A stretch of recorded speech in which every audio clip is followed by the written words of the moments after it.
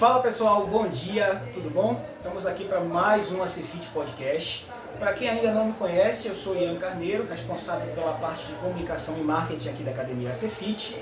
E hoje a gente está dando continuidade ao nosso projeto Outubro Rosa, né? E nós estamos trazendo pessoas e profissionais da área de saúde que já tiveram certa experiência, né, em relação a todo esse processo que engloba o Outubro Rosa. E hoje não é diferente, nós estamos aqui com a nossa professora e personal Dani Ribeiro, que também é minha mãe. E ela tem uma experiência para falar acerca do câncer. E como mulher, eu tenho certeza que ela consegue, através do testemunho dela, da experiência dela, inspirar e passar um pouco da experiência para poder fortalecer ainda mais as mulheres que possam estar passando por esse processo. Então, sem mais delongas, curtem, comentem, compartilhem esse vídeo o máximo possível.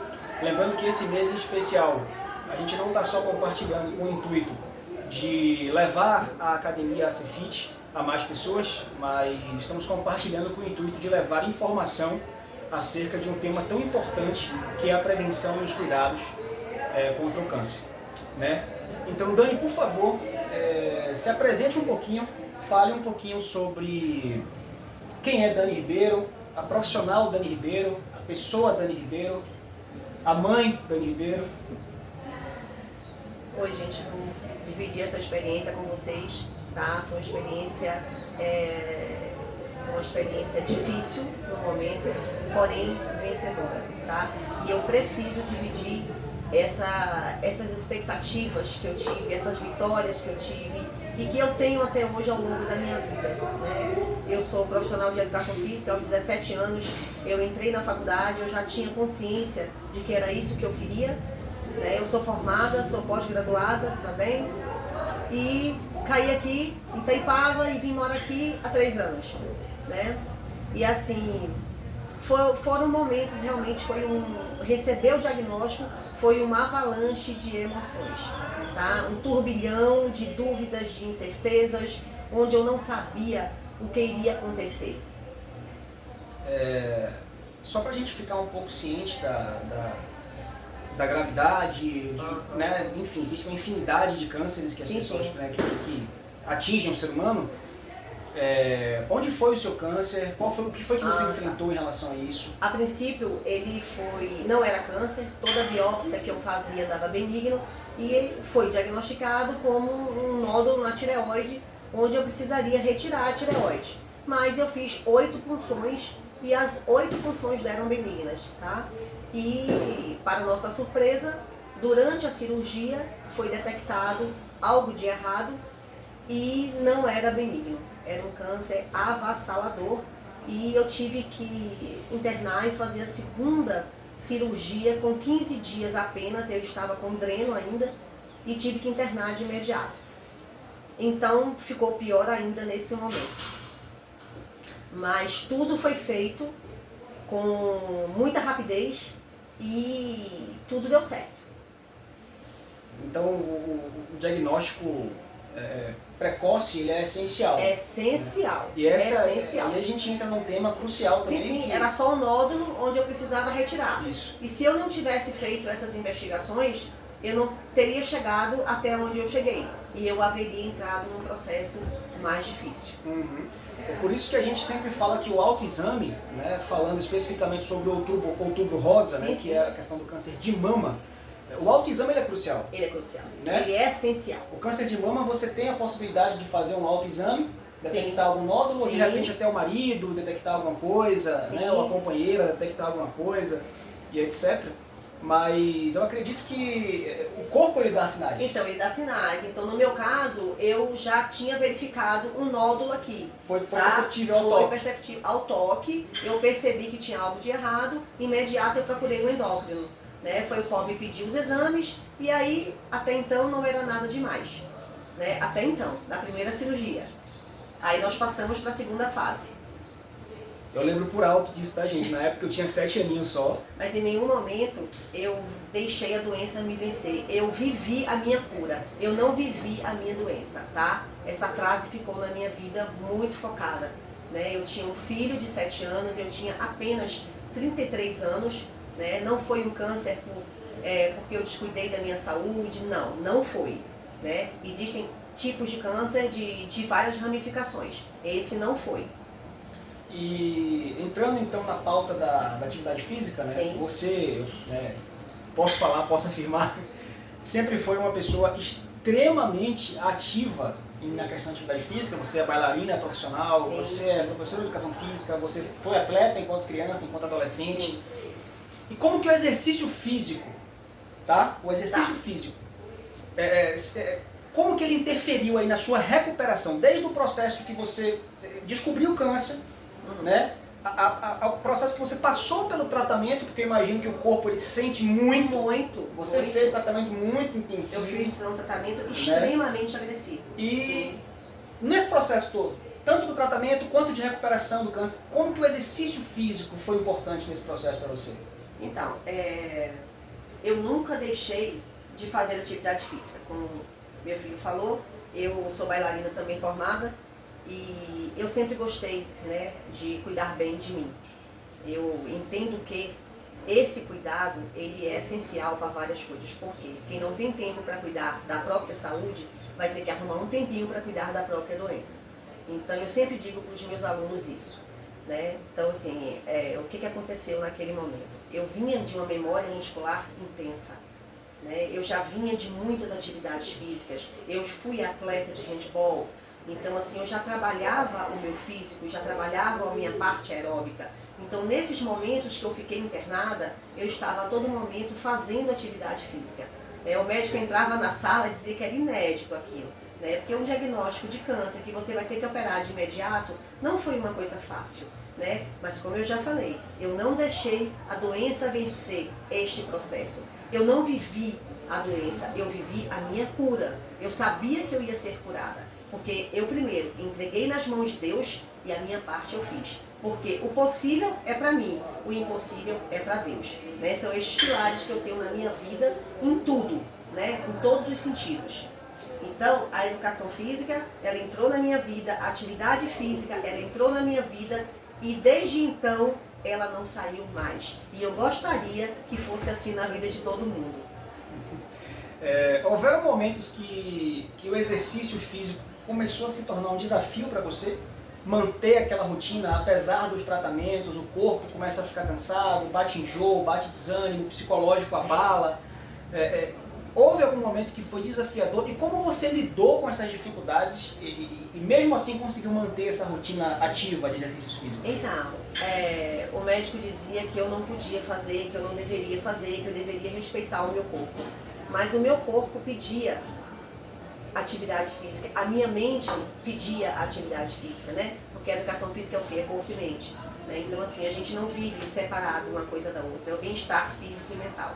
Então, ele dizia para eu esperar, mas eu não aguentava esperar.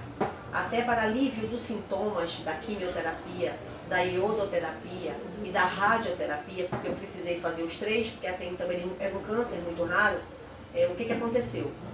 Eu precisava aliviar de alguma forma e o meu alívio veio dali, né? Quando a gente faz a iodo, a gente percebe que nós somos um nada, literalmente um nada. Nós ficamos isolados em um quarto porque o iodo é radioativo, né? Ficamos isolados e tudo que você pega você joga fora. Então ali você já começa a entender que você é igual ao outro, que ninguém é melhor do que ninguém. E eu precisava de estar naquele momento, né? E assim, eu nunca deixei. Mesmo passando mal, era o alívio que eu tinha dos sintomas desses tratamentos agressivos, era praticar um pouquinho de atividade física, um pouquinho só, mas eu praticava. Eu nunca deixei. Os meus médicos sabem disso. Eles falam que eu fui estudo, né? Porque assim, eles não me viam chorar, eu chorava sim, mas eles não me viam chorar, eles não me viam ficar triste, porque como eu disse, eu repito, eu não vivia a doença, eu vivia a minha cura. Eu até me emociono de ouvir esse depoimento seu, assim, a gente não conversa muito sobre isso, né? Não. Porque é uma fase muito difícil da vida da gente. Meu filho tinha 7 anos. E eu dizia que eu estava fazendo curso, tá? Eu não sabia. Ela era tão forte que eu só vim descobrir que tinha uma coisa de errado quando eu vi ela já com aquele gesso no pescoço pós-cirúrgico. Isso. Nessas idas e vindas de hospital aí foram praticamente um ano. Um ano aí de idas e vindas de hospital. Ano de muita luta. Nesse um ano aí eu devo ter visto minha mãe, sei lá, umas 3, 4 vezes. Foi um pouco difícil. Pra mim ela estava fazendo um curso, minha mãe estava viajando, Isso. etc. Só quem sabia era meu pai, né? Porque foi uma escolha minha, tá? Só eu quem não sabia... queria contar para ninguém que eu tinha um câncer. Eu preferia contar que eu tive um câncer. A minha certeza de cura era tanta que eu preferia dizer, gente, eu tive um câncer e estou curada.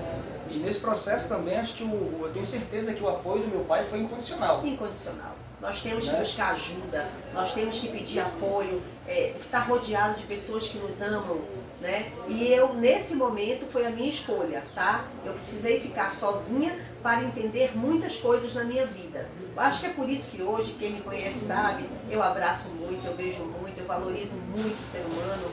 Cada palavra que eu dou de amor na chegada da academia é justamente isso, é porque eu sei o que custa uma vida, então a gente tem que lutar por ela. Eu estou gravando esse podcast hoje, não por acaso. Ontem um grande amigo meu, mesmo assim, importantíssimo na minha vida, Nossa.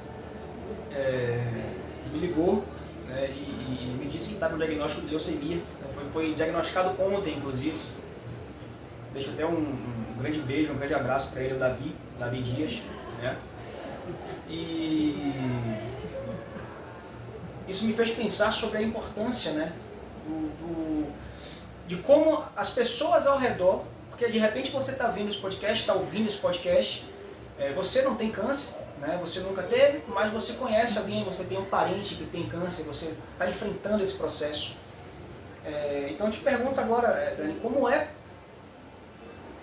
quanto é necessário que as pessoas ao redor, o familiar, o filho, o marido, a esposa, os amigos, a mãe, o pai, o quanto é importante que essas pessoas estejam ali? Na realidade, como essas pessoas precisam saber lidar com esse processo? É muito importante, porque o impacto desse diagnóstico não é fácil para ninguém. É muito importante que a gente esteja rodeado de amigos, de tudo que é bom, tá? Que ninguém diga para uma pessoa que tem câncer, calma, vai passar, é uma fase. Não, gente, é muito difícil isso.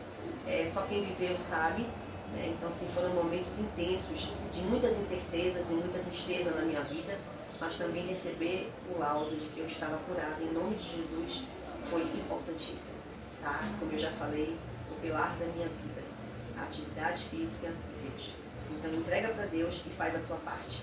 Agora, você ficar sentado no sofá, aguardando que alguma coisa aconteça para que você venha procurar atividade física, é o que não dá certo.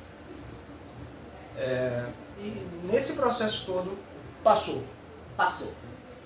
Qual o papel do exercício físico hoje na sua vida, após o câncer? Então, rapidinho, só para eu completar a pergunta.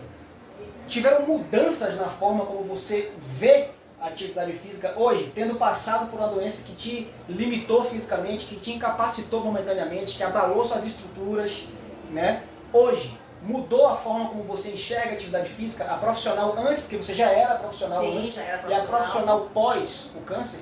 Então, mudou no sentido de que eu entendi que eu poderia ajudar muito mais as pessoas, até passando pelo que eu passei, as experiências que eu tive ali dentro, eu fui ser voluntária, né? Você sabe que eu pegava as crianças e levava as crianças, eu cortava meu cabelo bem curtinho, deixava crescer, cortava bem curtinho e fazia doação, como eu já fiz aqui também, né? Fazia doação para fazer as perucas, porque me perguntam sempre, né? Eu até comentei isso com algumas pessoas, poxa, você já está mais velha para ter um cabelo comprido, só eu sei o valor desse cabelo. Só eu sei o valor do que é ficar careca, tá? Só eu sei a tristeza de se olhar no espelho e não ter. Mas, assim, eu sabia que ele ia crescer.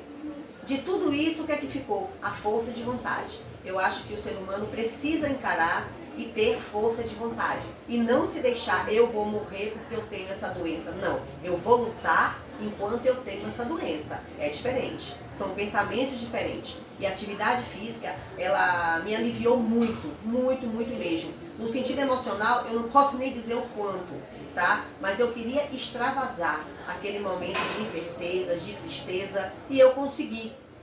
E se eu conseguir, qualquer um pode conseguir. Com certeza, atividade física, a gente está falando aí de liberação de endorfina, Tudo. de dopamina. Tudo. A gente está falando de uma série de fatores na química cerebral que não importa a circunstância da sua vida, Não importa. você vai melhorar. Então, eu, por conta de tantos tratamentos, né, tantas medicações, eu acabei engordando bastante, né? E eu fui emagrecendo e fui fazendo atividade física corretamente e isso me ajudou muito. A minha alimentação também foi fundamental, tá? Eu venho de uma alimentação extremamente saudável, eu venho de muitas práticas de exercícios. Desde menina, eu sempre quis ser professora de educação física e depois que eu passei pelo câncer, eu quis ajudar pessoas. Então hoje eu vivo este lema, pessoas cuidando de pessoas. Interessante. É o lema da nossa academia. O lema da nossa academia.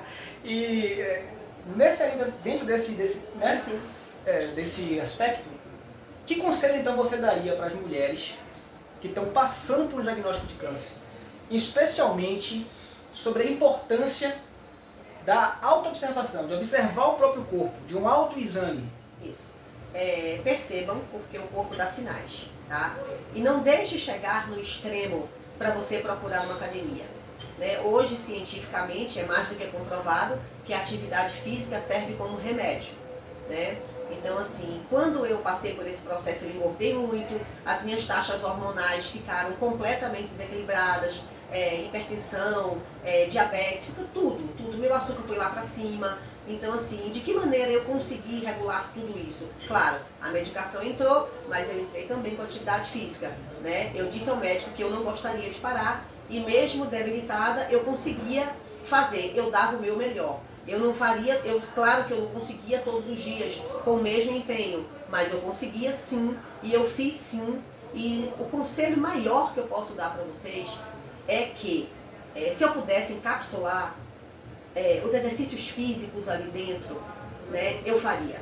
E seria um comprimido, mas eu não posso. Então eu preciso que vocês venham para a academia, eu preciso aumentar a massa muscular de vocês, eu preciso regular a questão de peso, né? Porque assim, tudo vem depois. O corpo é o que menos importa, tá? O que importa mesmo, acreditem em mim, é a saúde. Porque você estando com sua saúde física e mental em equilíbrio, tudo vai fluir normalmente. Né? Então, assim, esse é o conselho que eu dou, tá? Quanto antes, mais fácil a cura. Quanto antes um diagnóstico, mais fácil. Só não tenham medo de enfrentar. E entendam que a atividade física vai ser o caminho físico e mental para a sua cura. Primeiro Deus e o resto a gente faz aqui na academia. Eu aguardo vocês. Bom, então a gente vai encerrar por aqui. Meu filho, muito obrigada. Te agradeço muito. Eu não sabia se eu ia conseguir gravar esse podcast sem me emocionar. Porque foi um pouco difícil. Foi, né? A gente sabe o que a gente passou, mas Sim. Hoje a gente está aqui, né? E só agradecer a Deus mesmo, agradecer ao Antônio por essa oportunidade. Muito obrigada, Antônio. Que foi, não é porque é nosso patrão não, porque é como ele mesmo diz, né? Eu não sou patrão de ninguém, né? Foi um anjo na nossa vida, foi um divisor de água na nossa vida. Isso, ele mudou as nossas vidas. Né? Então, assim, agora não falando mais como funcionários da academia, eu não sou o Ian, responsável pela comunicação, ela não é a Dani, a professora, falando como seres humanos. Aqui é um ambiente diferenciado. Aqui é um ambiente diferenciado. É verdade. Aqui, pessoas cuidando de pessoas não é um slogan. Pessoas cuidando de pessoas é uma realidade, da Academia Cefit. Nós, enquanto funcionários, somos a prova viva disso. Né? Então, te agradeço muito mais uma vez. Obrigada. Tá? Deixa eu te dar um abraço. Obrigada, não é costume não, mas você eu posso. Muito obrigada. Tudo isso, você é meu exemplo. Tá? Eu agradeço também as minhas alunas, tá? As minhas alunas que me acolheram com tanto amor, sabem que eu estou ali sempre na frente, dando um beijo, um abraço. É a maneira que eu gosto de receber vocês. Tá? E meu muito obrigada a todos. Valeu, gente. Tchau, tchau. Obrigada. Até a próxima. Fique com Deus. Um abraço.